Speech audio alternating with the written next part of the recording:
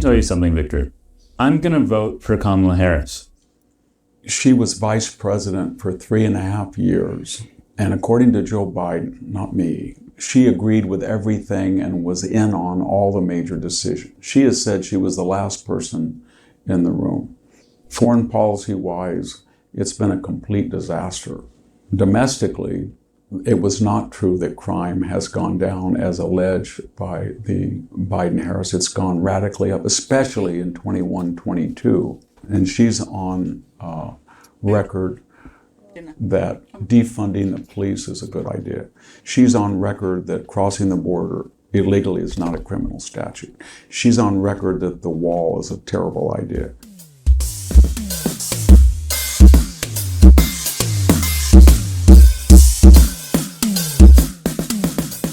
I was just in New York for 3 days. Yeah.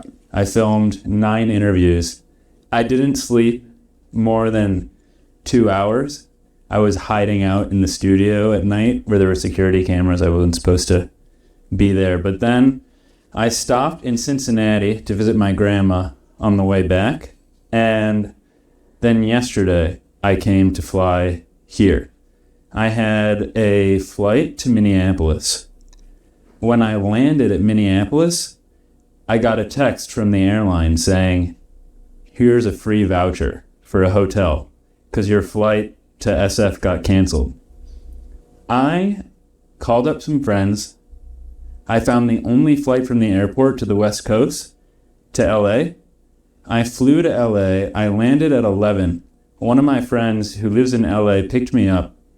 He drove me halfway to SF, I think close to a place called Gilroy, maybe? Yeah, I go there every day on the way home. Okay. I commute to my home farm through Gilroy. It's 1 hour from here. It's more than halfway, actually. Yeah. It was a little bit before Gilroy. Yeah. And then one of my best friends, a philosopher here, his name's Jared Warren. He's one of the best philosophers in the world. He left his place at like midnight maybe, drove to pick me up. Then we drove back to SF, to SFO. I picked up my car at 6 a.m., drove back here, slept for 30 minutes, showered, and then came right here. And I did all this because you are one of my favorite people to talk to. Thank you. We've had 3 conversations now. I think this is the 4th.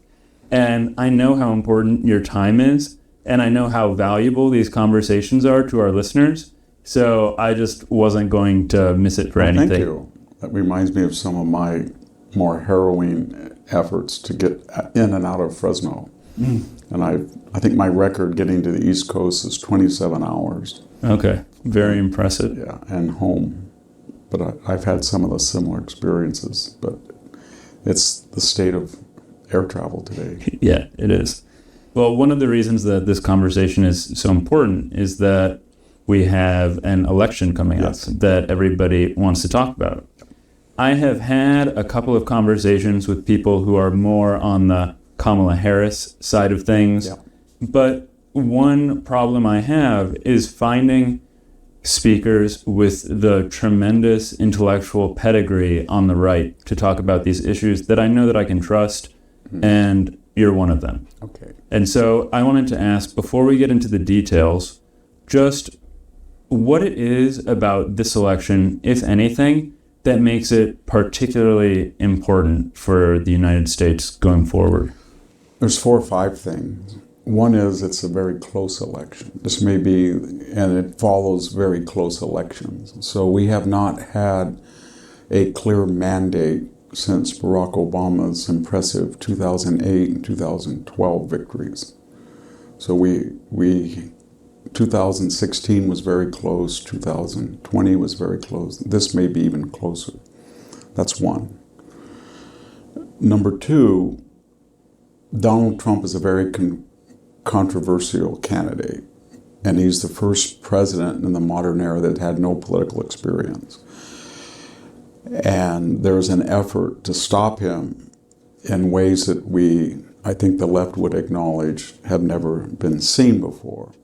And that effort excites passions on both sides. I don't want to be generic or general. I want to be specific. So what I'm trying to suggest, we've never had a president impeached twice. He was impeached twice. We've never had a president who was tried as a private citizen. He was.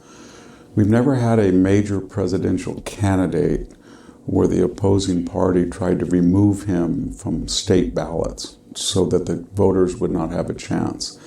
He was removed. There was an effort, I should say, to remove him from 16 state ballots, and that was overturned by the Supreme Court. I should say aborted by the Supreme Court. We've never had a presidential candidate, much less an ex-president. Maybe an ex-president got near it, but we've never had an ex-president presidential candidate who has been the subject of 5 criminal and civil suits designed, I think you could say, to bankrupt him, and there were gag orders put on him, and the intention was to incarcerate him. Now, I know it's very controversial to say that all of these were independently arising and there was no coordination, but it's a fact that the Biden White House's DOJ third-ranking attorney resigned that prestigious position to go to what's otherwise a local matter, Alvin Bragg's municipal indictment, and took over that indictment. It's a fact that the special prosecutor that Fannie Willis appointed in a state prosecution of Donald Trump met on 2 occasions with the Biden White House. It's a fact that Jack Smith had been meeting and counseled by the DOJ, and there's really not a special counsel statute anymore. It's expired. So he works directly for Merrick Garland. So there was a level of coordination that we hadn't seen. And then in addition to these irregular things, we've never had a presidential candidate who was targeted for assassination on 2 occasions. I think both sides would agree they've never seen such a collapse in Secret Service performance or security, and that's happened on 2 occasions. So I could go on, it's getting a little monotonous, but you can see that these are unusual events, and that when you factor that in with the closeness of the election and the spirit, there's a couple of other things very quickly that we've never seen in the modern era. We've never seen a presidential candidate who won all of the primaries, in this case Joe Biden, 14.5 million votes, removed from the ticket coercively. I mean, he was asked to resign, and from what we can tell, Nancy Pelosi, Chuck Schumer, and other operatives suggested that if he didn't, there would be consequences. And their argument was he was not doing it very well in the polls and might cause a lot of damage down ticket as well as lose the election. But I think there was general consensus that cognitively he was not up to the level expected of a president, which was ironic because the argument then, whether inadvertent or not, was that he was not cognitively fit to be the standard bearer for the Democratic Party, but he was cognitively fit to serve out the next 5 months on his term. And in a way, we've nullified the vote of 14 million candidates. And then we didn't have an open convention. We haven't had that. We've never had a nominee of either party in the modern era who either did not win the delegates at the convention or has never entered a primary. It wasn't that Kamala Harris hasn't won a primary. She's never entered one. So that the machinations necessary to remove one elected candidate in the primaries with a preponderance of the delegates and then put another candidate in his place, that was unusual. All of these things are a perfect storm. They're force multipliers of themselves. And it's got the country divided right in half. I'm a philosopher, so I can't help but get meta sometimes. But after this comment about our conversation, I will stop the conversation commentary. One of the criticisms I get from a lot of people, friends of mine on the left who watch the podcast and our discussions, is that they say I don't push back against you. Now, my purpose in having this conversation is not to try to fight with my guests. It's to try to select the best people and let them get out their views. And if I need clarification, I will ask for that. If I think our audience does, I will ask for that. But in this instance, I will push back slightly because I'd like to hear what you have to say. You know, I do a lot of podcasts, and not always with sympathetic audiences, and I get constant pushback, and I don't mind it at all. You said that Trump has been impeached twice. Yes. There have been 5 criminal and civil suits. Yes.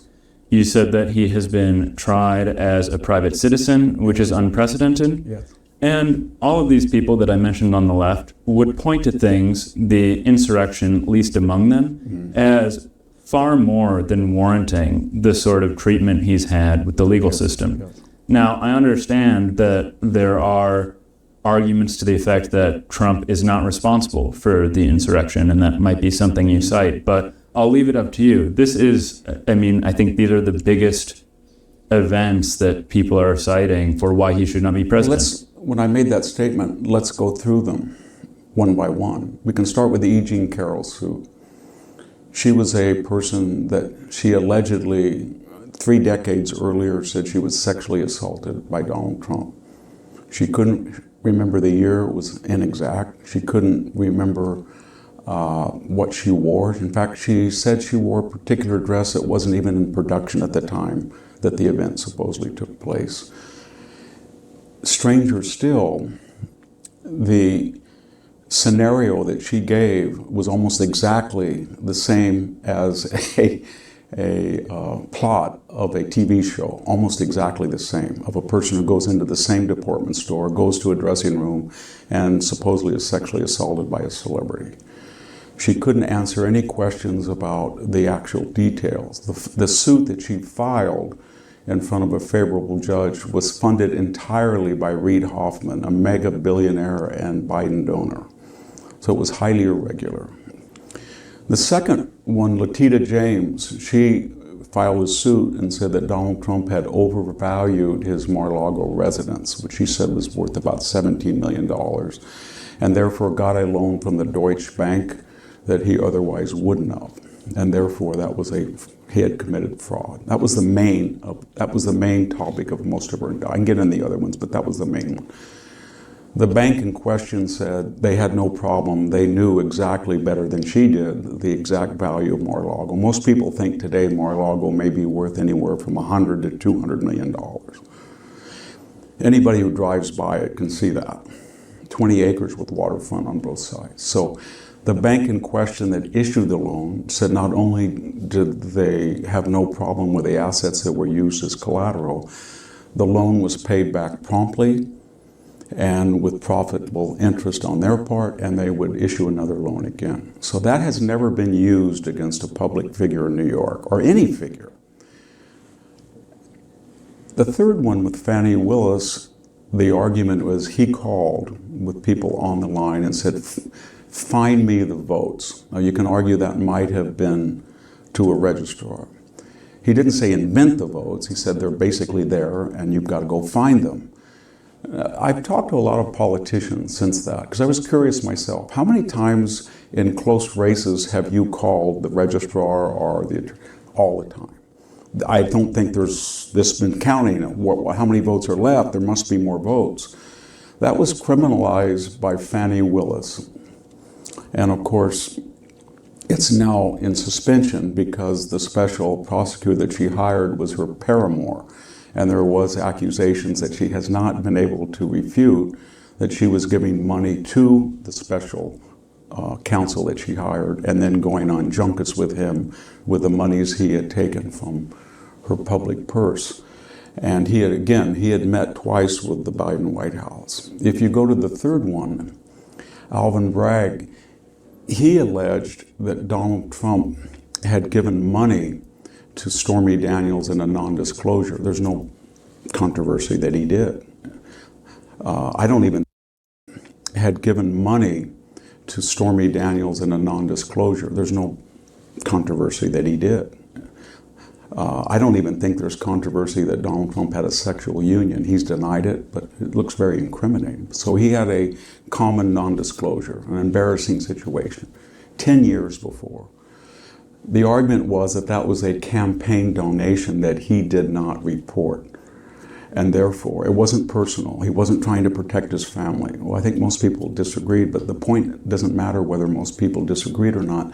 The federal prosecutor who prosecutes federal statutes, because that's what campaign finance statutes apply to in presidential campaign, chose not to prosecute and said there was nothing there. Alvin Bragg then took a federal violation, he thought, and jump-started it into a state.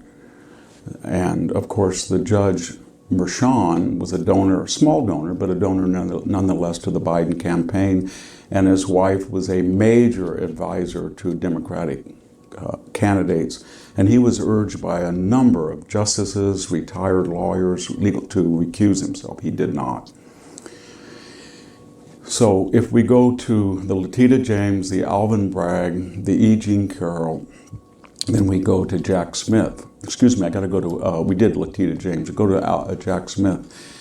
There is no special counsel statute. It's expired. Congress never renewed it. He's not a special counsel. He is a special prosecutor who was appointed by Merrick Garland, and he is an employee of the DOJ. The DOJ's own handbook on judicial ethics and principles for all their employees says that no federal indictment shall be issued in a major political figure or concerning a major political event 90 days before a count. That's exactly what he is doing now. More importantly is that he was the subject of Donald Trump of a parallel situation in which Special Prosecutor Smith was investigating his supposed unlawful removal of classified documents from his personal residence. At the same time that was happening, Special Prosecutor Robert Hur was investigating incumbent and current President Joe Biden. Special Prosecutor Hur, if you read the entire report, has testified that Joe Biden illegally, in a period of over 3 decades, removed documents that were classified. He put them in unsecure locations, perhaps 4 of them. More importantly, he had his ghostwriter give access to those documents. The ghostwriter destroyed the tapes, said he was worried that they may be hacked, even though they were under subpoena. Prosecutor Hur said that could have been indicted, but he chose not to because he felt that the ghostwriter did not mean it with evil intent. He said that Joe Biden was culpable, but he didn't think that he could win a conviction. And I've not heard of this about a federal prosecutor before, because of Joe Biden's cognitive problems and age would rend him as a sympathetic character before a judge. Therefore, he chose not to prosecute. So you have this parallel prosecution on the documents. What I'm getting at is in all prior cases, when there is a dispute about a classified document, it's usually handled administratively or bureaucratically. You don't take an FBI-type SWAT team and go into somebody's private range. And anybody who drives by Mar-a-Lago can see it's much more secure than is Joe Biden's garage as we know it from photograph. Then we get to the insurrection, the final point. So on January 6th, Donald Trump addressed a group of people. I think that was unwise because there were people massing at the White House and they had announced that they should go over to the Capitol. To save him, whether you think that it was self-serving or it was genuine, it doesn't matter. He did say to the group, I expect you to assemble peacefully and patriotic at the Capitol and make, quote, your voices heard. So they went over there and they entered unlawfully the Capitol in the rotunda. They went through offices. There was violence outside the Capitol. The leftists called this an insurrection. But if you're the head of an insurrection, you don't tell people to assemble peaceful and patriotically. If you go into the Capitol and you're there for insurrectionary purposes, you're armed. They didn't find a firearm. People had said they found a taser or a knife, but they have not found a firearm. Matthew Rosenberg, a Pulitzer Prize winner of the New York Times, in a unfair but genuine ambush interview, admitted to the interviewer that he thought the whole thing was a joke in the sense that he recognized FBI informants throughout the assemblage out in the grounds. Should that have happened? No. Was that reckless? Yes. Was that an insurrection? No. Did that stop the certification of the election? No. I'll just finish with some parallel whataboutism, because it is important. Is election denialism unique? No. In 2004, Barbara Boxer and some 30 House representatives tried to stop the certification of Ohio, which George W. Bush clearly won. I don't know if that was symbolic, because that had no chance of succeeding. But had they succeeded and had a majority vote in the House, she was a senator that was helping them, the election would have been suspended. In 2016, after the election in which Donald Trump won the Electoral College but lost the popular vote, Jill Stein, a third-party candidate, said the election was invalid. And that was because she alleged that computers in Ohio, and I think Pennsylvania, were fraudulent. And she sued. People have reported, I don't know if it's confirmed, with the encouragement of the losing candidate, Hillary Clinton. That was thrown out, but that was an attempt to stop the election. But more importantly, in that interregnum between the election and the December certification of the House, of the vote, almost nightly, Hollywood actors went on television and they appealed to the electors who were constitutionally bound to reflect the majority vote in their state, not the national vote. They made a direct appeal to be what we call falsified or false electors. In other words, there were direct appeals: do not, in these key swing states, vote to reflect the popular vote. After they failed to do so and Donald Trump was declared the winner, we had major figures on the Democratic side say that he was not legitimately elected. He was fraudulently elected due to Russian collusion. Who were those people? Here, I'll just give you three names. The House Minority Leader, Hakeem Jeffries, said he was illegitimate. Hillary Clinton said he was illegitimate. Former President Jimmy Carter said not only was he illegitimate, but he was elected through Russian agency, which was demonstrably proved false by Special Prosecutor Robert Mueller. And I could even end on Stacey Abrams, who became an iconic figure in the Democratic Party after she lost the Georgia gubernatorial race by 50,000 votes. And she was introduced at major Democratic events as the real governor of Georgia, and she alleged voting fraud. So was January 6th an unfortunate event? I think it was. I think it was a buffoonish riot. In terms of magnitude and deaths, contrary to what the left said, Joe Biden said 5 police officers were killed. That was not true. 5 police officers died after the event, sometimes over a year, through suicide. In one case, Officer Sicknick had a stroke. There was only one violently killed person. That was Ashley Babbitt, a 14-year military veteran who committed a misdemeanor by going through a previously broken window into the Capitol, in which she was lethally shot by Officer Byrd, whose identification was suppressed for almost 3 months. She was lethally shot by Officer Byrd, whose identification was suppressed for almost 3 months. In addition to that, if you juxtapose the 2021 riot with the prior summer riot, I'm talking about May, June, July, August, September of 2020, when the BLM and Antifa riots following the death of George Floyd overwhelmed law enforcement. If you look at the final toll, there were 35 people killed, 14,000 people arrested, $2 billion in property damage. And in addition to that, there was an effort to storm the White House grounds that sent the President of the United States into a bunker. There was the burning of a federal courthouse. There was a burning of a police precinct. And there was a burning of a historic church, the St. John's Episcopal Church. Of that protest, Kamala Harris said at the height of the Washington violence, she said of these protests, I know fact checkers said that she was referring to protests, not the violence, but it was indistinguishable to people on television. They had been synonymous. These will not stop. They should not stop. This is a movement. This is going to go on to Election Day. This is going to go on after.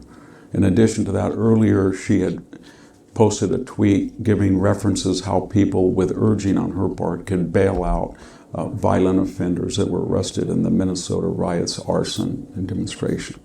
So in the context of all of that, was what Donald Trump did unfortunate? Yes. Was it a full-fledged insurrection? No. In terms of violence, did it rank with left-wing prompted demonstrations?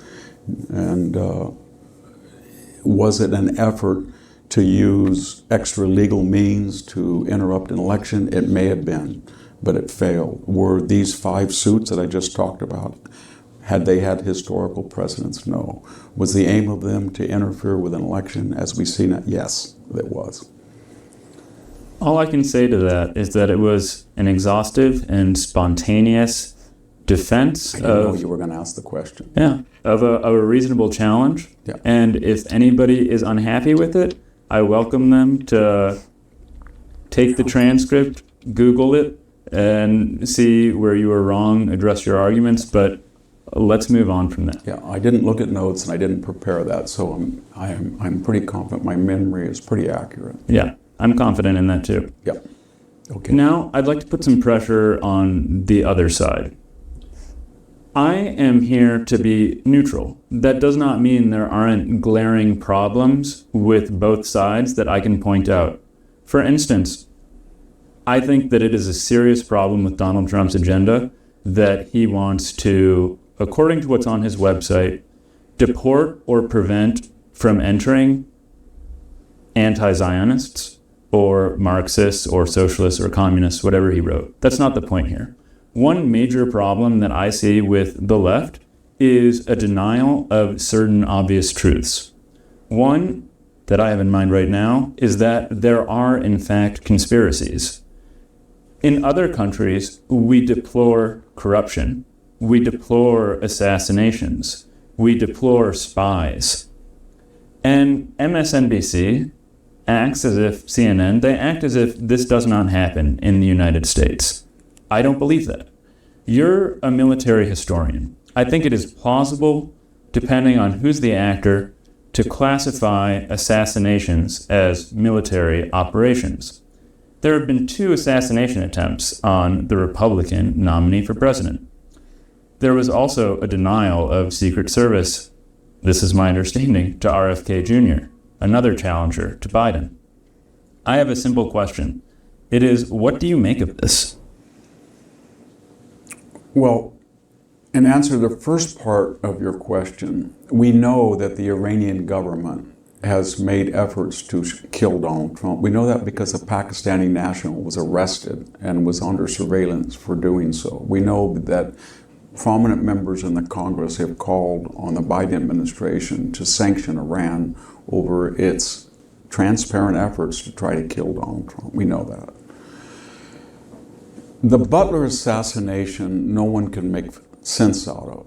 Why? Because a 20-something-year-old amateur was able to go into an event, was stopped with a rangefinder by security, walked around for about an hour, went on top of a building that had the clearest shot at the podium where he knew Donald Trump was going to be speaking.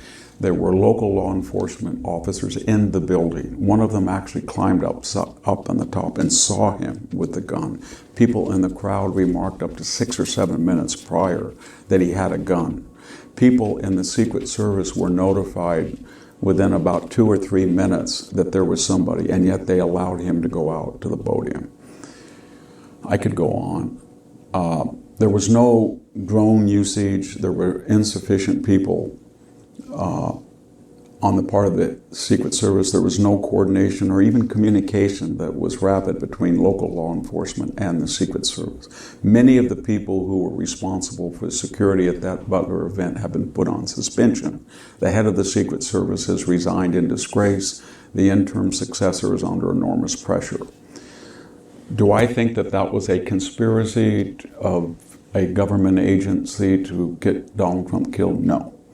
What I do think is that there was a laxity at the highest levels of the Secret Service that the Donald Trump security detail should be given no extra consideration other than that accorded to other presidential candidates, even though there had been serial threats at his life in a way we've never seen before.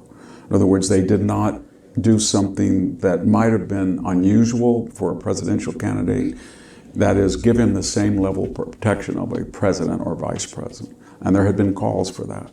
So there was a sense of ennui or relaxation that turned almost fatal. And the same thing was true of RFK. Although he was a third-party candidate with not more than 8 or 9%, his family history had warranted, and the threats that were lodged against him had warranted additional security, and none was given. And all I can say is there was a sense that Donald Trump did not warrant that. I would say this: if you repeatedly lower the bar of assassination by threats, and I want to be very specific here. David Floof, the current, he's former Obama advisor, now advising the Biden campaign, said a number of years ago that Donald Trump had to be destroyed. The current Secretary of Commerce, Ms. Raimondo, said that he should be extinguished, or eliminated to that effect. Dan Goldman, a representative from New York, said he should be eliminated. One of them said extinguish, the other said eliminated. So you had three prominent people saying that it would be better that Donald Trump was basically dead. In addition to that, you've had a sort of an assassination porn for about 8 years. What do I mean by that? I mean, if you collate what Madonna said, what Snoop Dogg said, what Johnny Depp said, what Kathy Griffith said, I could go on. These are celebrities that get a lot of attention. They have variously said that Donald Trump should be blown up, decapitated, incinerated, shot, stabbed. Even Shakespeare in the Park in New York did a Julius Caesar scene where he was being stabbed. In addition to that, Joe Biden, after the first assassination, and a private call to donors, said it's time to put Trump in the bullseye. Said that.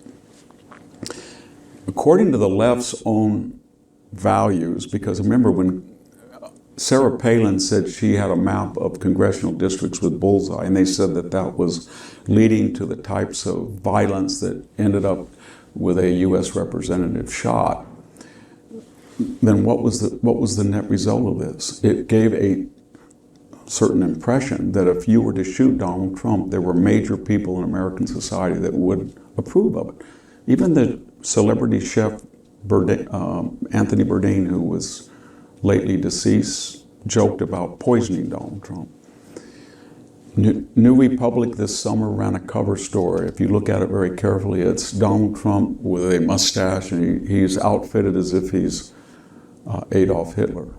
Adolf Hitler, major magazine.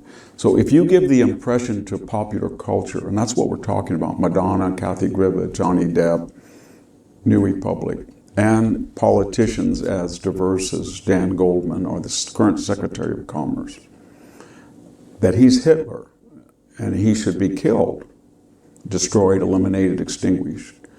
And you have a Secret Service that lets a 20-year-old in, and then a month later on a golf course where everybody knows a particular hole is very dangerous because there is no protection from the street. A person can get out of a car, walk across the grass, rest a gun right on it, and have a clear shot at who's ever playing, the next hole over.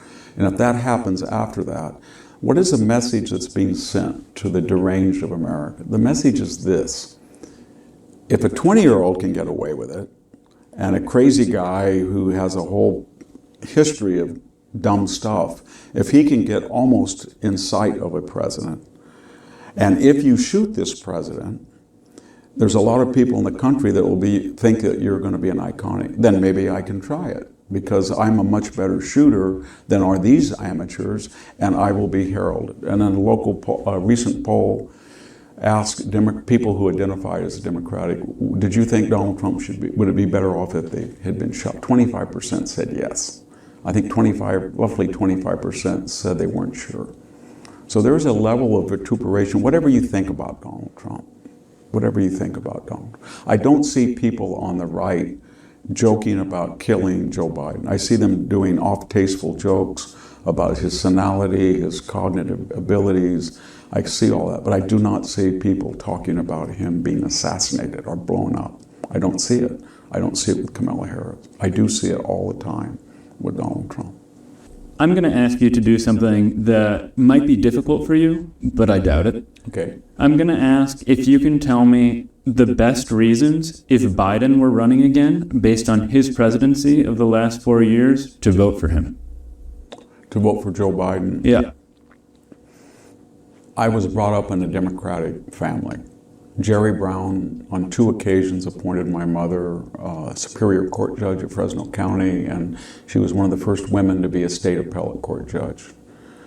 I have 2 first cousins whose mothers died and we essentially adopted, and I have 2 brothers, including a twin brother, who are strong Democrats to the extent 2 of them don't speak to me.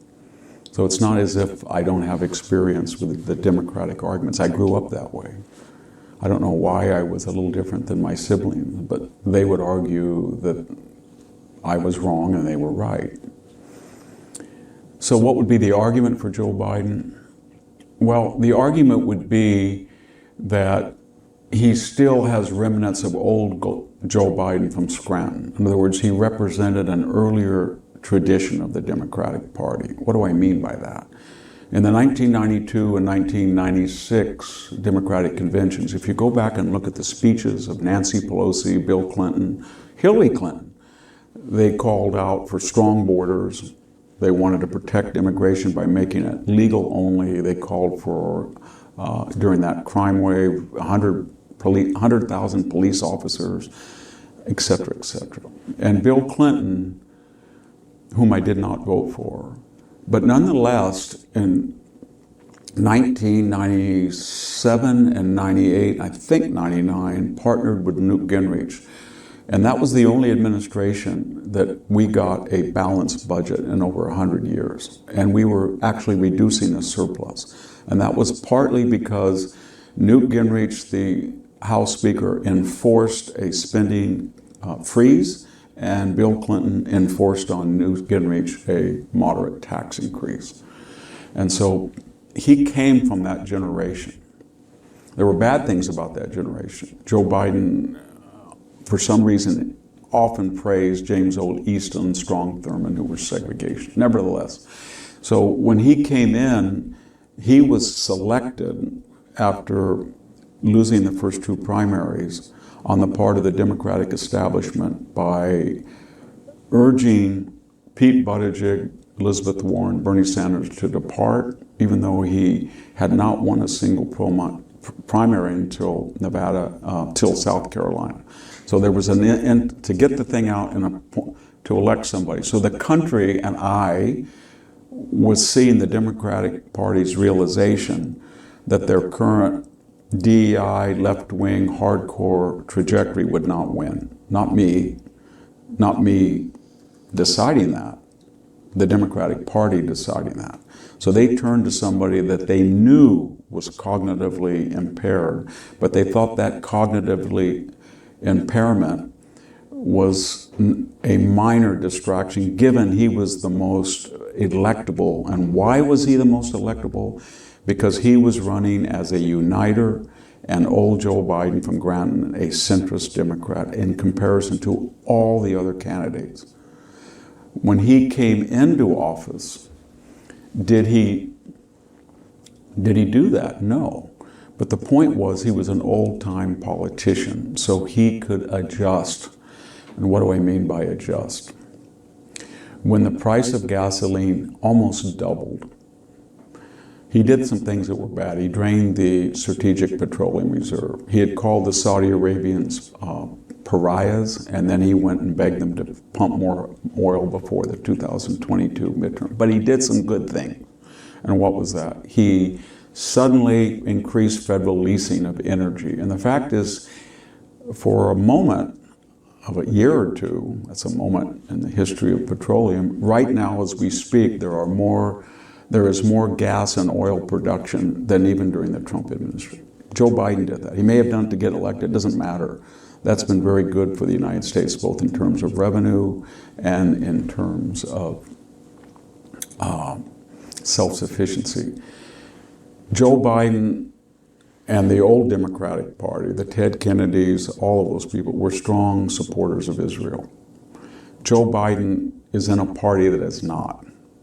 Nevertheless, although he said yesterday that he has done more for Israel than any other president. That's demonstrably untrue. He said necessarily, Mrs. Harris said that she couldn't answer whether Netanyahu, the elected government, the Netanyahu government was an ally of the United States. And Waltz would not suggest that Israel had the right to respond to 500 missiles over 2 barrages to take out oil and nuclear. So there were problems there. But nonetheless, even though Joe Biden has suspended 2,000-pound bomb shipments to Israel, if you look at the totality, he has withstood the pressures within his party. And how does that manifest itself? When the first barrage of 320 projectiles was launched against Israel, and when the second barrage of 182 ballistic missiles, some of them hypersonic, United States forces helped Israel knock those down. And so while I would disagree with him, there's no doubt in my mind that if he were not president, the left wing would have left Israel without supplies or ability. So I commend him for that. I commend him for changing on energy. I understand it's an election year, and 12 to 15 million people have illegally entered the country. But he seems to have understood that about 65% of the American people do not want that. So suddenly, in the last 90 days, we are seeing border security enacted.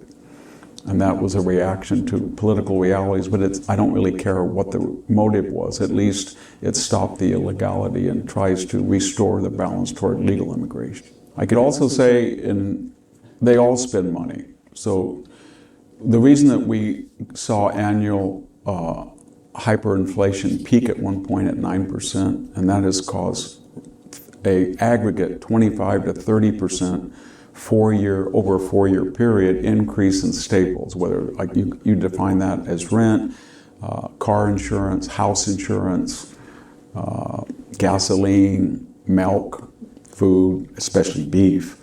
And it's exactly what Democratic former Treasury Secretary Larry Summers warned about. That hyperinflation was deliberately caused by spending decisions that didn't have to be made. Why am I bringing this up? Because we were coming out of the COVID period in which Donald Trump had borrowed $4 trillion as stimulus. There was a supply chain interruption still. There was pent-up consumer demand. He shouldn't have done that. But my point is that they all do it. George W. Bush almost doubled, 80% the national debt over 8 years. Barack Obama did double it. Donald Trump came in.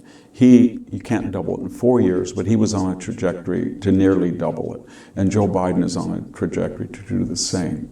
So all of them are reckless in spending. And now we have almost 37 trillion in aggregate debt. And I will give credit, as I said, to the only one of them who for a brief moment understood that and balanced the budget. He didn't even balance the budget, Bill Clinton. He actually started to reduce the deficit. the national debt. And if we had kept on that trajectory, it was very similar to what Simpson Bowles had advocated, maybe not in the tax tables, but had we kept on that 1998-99 trajectory, we would almost have paid down the debt right now.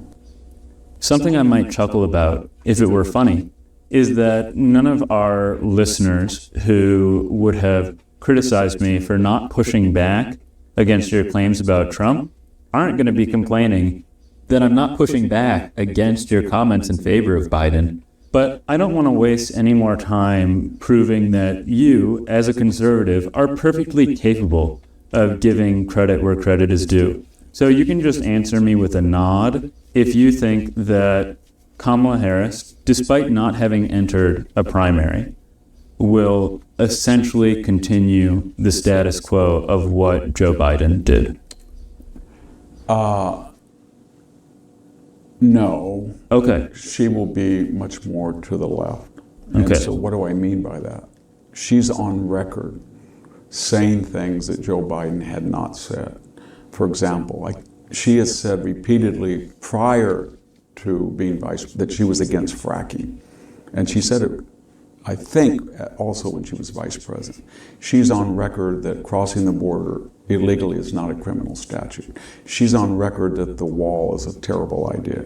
She's on record that in some cases, in the case of what she calls assault weapons, which I think she means semi-automatic weapons, that the government has a right to forcibly purchase them from private citizens and even inspect that purchase to make sure that they've given them up.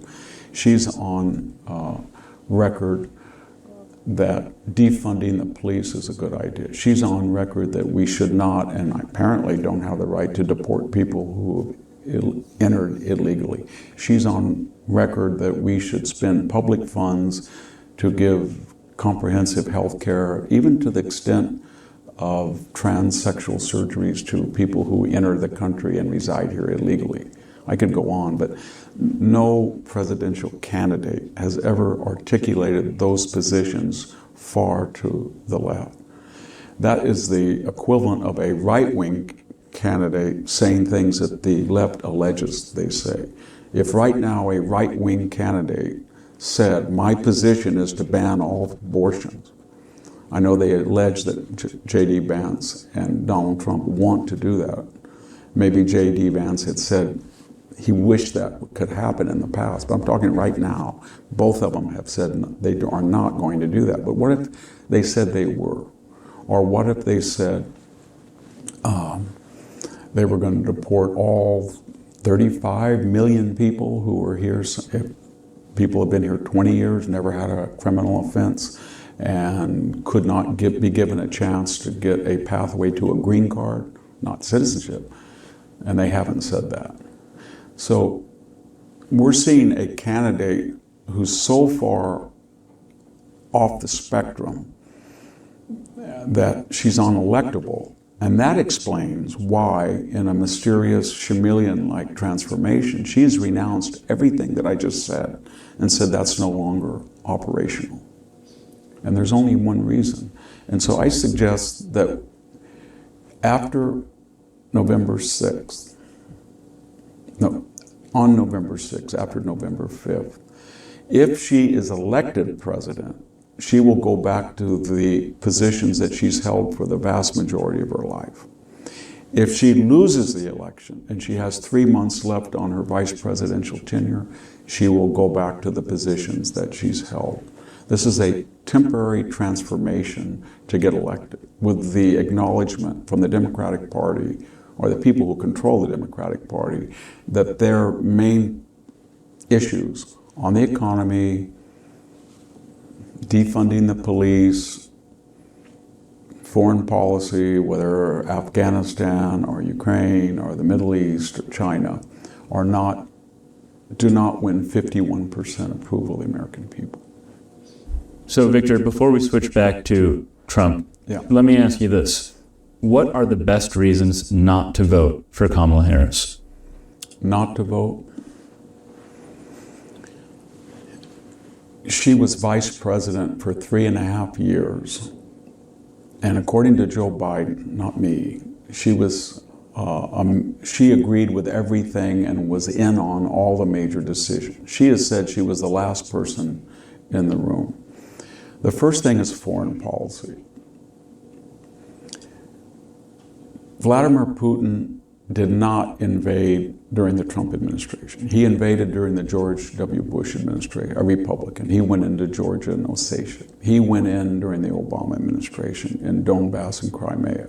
He went to try to take Kiev and further his borderland acquisitions in 2022. He did not during the Trump administration.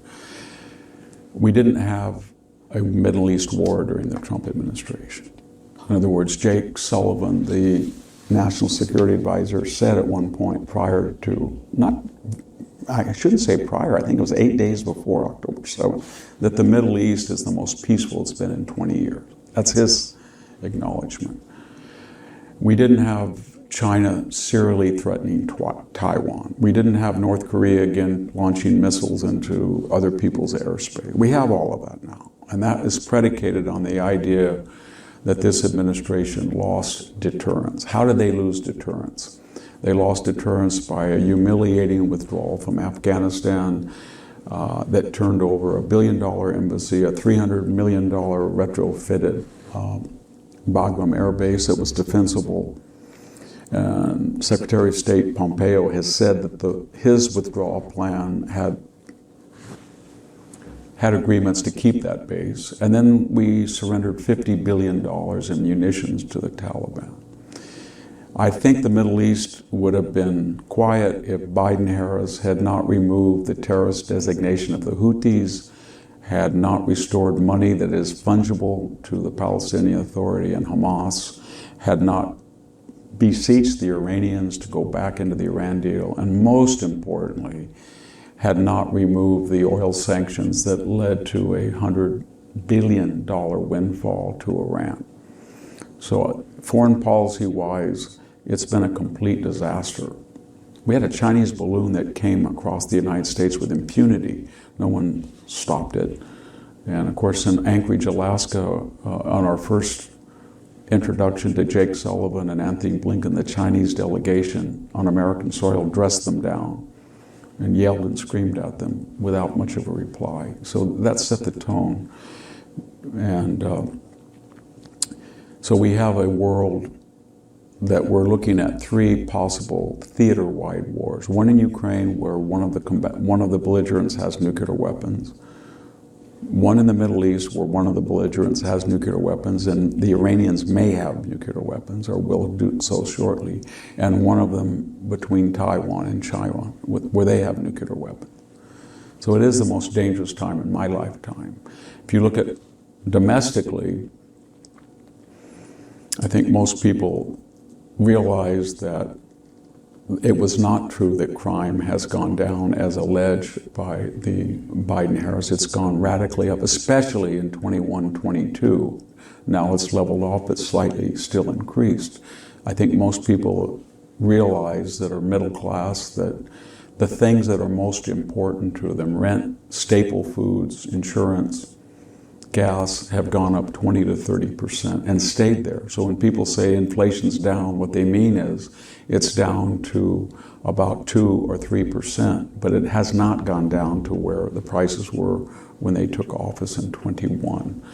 Most importantly, though, I would not vote for her because there is weaponization of the FBI, the DOJ, the CIA, in a way we've never seen before. In the 2020 election, the FBI partnered with social media concerns to suppress news accounts that Hunter Biden's laptop was authentic. It had been authenticated by the FBI, so their own agency knew it was authentic, yet they were going to Facebook and the old Twitter to try to suppress accounts that it was inauthentic. 51 so-called intelligence authorities, so-called retired, many of them were still contracting with the CIA, deliberately lied to the American people right before the first debate, just a few days before the election, that this laptop had all the hallmarks of Russian disinformation. It didn't. It was authentic. So, and then when you look at the CIA and people like John Brennan, who's lied twice under oath to Congress, and their involvement along with the FBI, going back to the Steele dossier, there is a level of corruption among our agencies that we haven't seen, and this administration does not seem to be worried about it. Not at all. I think if you look at the original DOJ deal that was accorded Hunter Biden for tax fraud until a judge stepped in and said, this is outrageous, you can see that we do not have an independent DOJ. And I think in all the cases I mentioned, one of the advantages Trump has is that 99% of the mainstream media, I know that's a cliche, but I'm talking about the network news, CBS, ABC, NBC, NPR, PBS, Washington Post, New York Times, LA Times, social media, Apple, Google, all of them despise him, and they monitor almost everything he does. And so even if he was wanting to do what has been done during the Biden years, he couldn't, because it would be all over the papers. In contrast, all of what I just talked about, you can't even find a mainstream media disinterested account of it. And so I couldn't vote for her. Okay. You wrote a best-selling book called The Case for Trump. I understand a new and revised version just recently came out. I read the first one. I haven't read the revised version, full disclosure. What are the best reasons for voting for Donald Trump? Yeah, I wrote that book. It was called Why Trump Won, and the publishers felt that that was not edgy enough. They were right. It sold a lot more because it was the case for Trump. Well, I would look at foreign policy first. Was there a war during the Trump years? No. We had ISIS under the Obama administration that had absorbed half of Iraq. Did he destroy ISIS? Yes, he did. He bombed the proverbial, what he called SH, I won't repeat the word. Did he corral Iran? Was Iran as able as it is now to arm Hamas and Hezbollah and encourage them to circle with a ring of fire, as they called it? No. In other words, he got rid of General Soleimani, he got out of the Iran deal, he sanctioned them. Were the major areas navigable? Could you go into the Persian Gulf without fear of Iranian harassment? Could you go into the Black Sea without fear of Russian harassment? Could you go into the Red Sea? Yes. Eastern Mediterranean? Yes. Even South China Sea. I don't think American fleet wants to go between Taiwan very often and China right now. Was there a problem in recruitment? Were we 45 to 50,000 soldiers short of the military? No. That happened under the Biden-Harris. Why? Because we demonized the one demographic who died at twice their numbers in Afghanistan and Iraq. And we said essentially they were part of a cabal, or racist, white rage, white privilege. Pentagon's investigation found nothing, even though Mark Milley and Lloyd Austin had suggested that this was an endemic problem. So the military was in much better shape.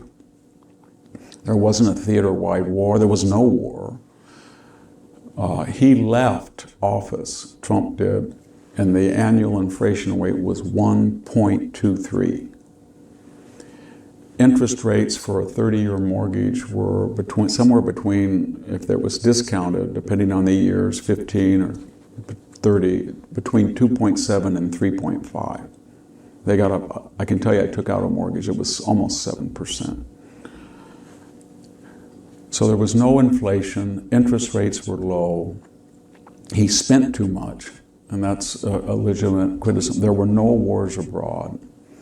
And for all of the left's accusations, did the FBI under Trump and did the CIA and did the DOJ go after their particular enemies? No. The DOJ during the Trump years basically went after Donald Trump through the 22-month, $40 million budget of Robert Mueller and the so-called Dream Team, or hunter-killer team, as the left called it, of lawyers.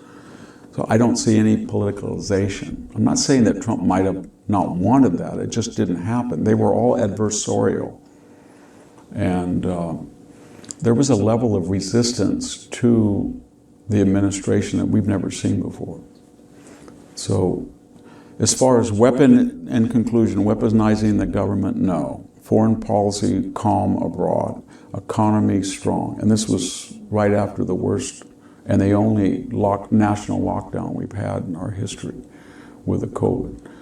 Joe Biden said no one was vaccinated until he came in. Actually, 17 million people had been vaccinated with Operation Warp Speed. So I think most people, this is not Victor's opinion. If you ask Gallup, Harvard Harris, were you better off under the Trump administration or under the Biden administration? It's overwhelmingly 10 to 12 point plurality or majority feel it was better under Trump. In my family and in my circle of friends, I don't see the symmetrical anger from the conservative from the left. When I see people in families and groups of friends that say they're going to vote for Trump, they don't get angry and say, I'm not going to speak to you if you don't vote for Trump. But I do see it asymmetrically. I love my father. He told me in the last election, if I vote for Trump, he's never speaking to me again. And I love him, but he said that, and that was really hurtful. Is all on the left. Because of this, they believe that their ends are morally superior, and therefore the means necessary to achieve them are justified. If that means being acrimonious, rude, cutting people off, never talking to them, they will do. If that means on campus, you don't see conservative students doing what we're seeing. And when I was growing up, there was anti-Semitism, and it was, to the degree that I even knew about it, was on the rural right. And it was something along the lines of, we can't make, I grew up in a farming family, still live there. Well, we can't make any money because the Jews in New York, and I didn't even know who the Jews were. That doesn't exist anymore. The great majority of anti-Semitism is on the left. The acrimony is on the left. So in my family, when somebody wants to talk politics, and they find there's a disagreement, the parties that say, I don't want to talk to him anymore, come from the left. I have no problem I have a lot of friends. I would say at the Hoover Institution, that is considered center right if you read its mission statement, I would say 45% of the fellows are either Democrats or going to vote against Trump. And I think that's conservative. I think those of us who are conservative and will vote for Trump are less than a majority. And I will guarantee you that even though we are advertised as a center-right institution and Stanford University is supposedly disinterested and interested only in education, that the Stanford faculty is about 90%, 95% going to vote for Harris, and that we are far more politically diverse and tolerant at Hoover than Stanford University is.